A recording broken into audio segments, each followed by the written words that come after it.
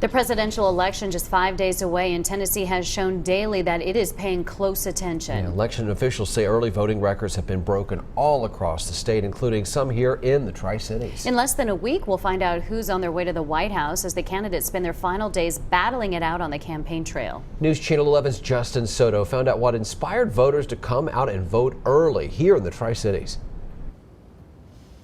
Josh, it's been a busy past 2 weeks in our region as eager voters hit the polls. And tonight, many Tri-Cities counties are reporting a record early voting turnout. And I spoke to some voters who said early voting just makes the whole process easier.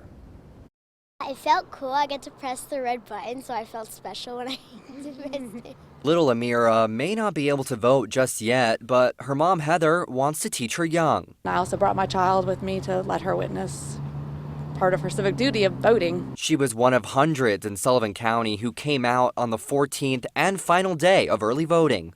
Why?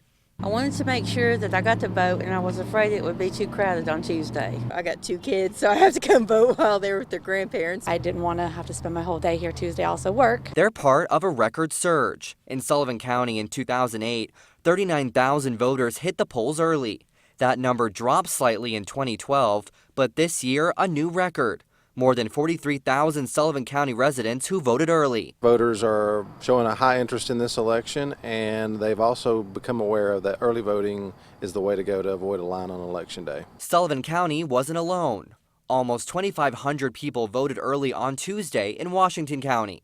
Statewide, almost 67,000 early voted today. I just wanted to try to beat the crowd on Tuesday and get my vote in. But not everyone who wanted to got to early vote. When I went in to vote, they said they had to shut the machines down. After arriving just after 6 p.m. Yeah, I'm bummed. I was hoping to get it over with and get it done. Instead, he'll have to wait and vote the old-fashioned way on November 8th. Justin Soto, News Channel 11, in your corner.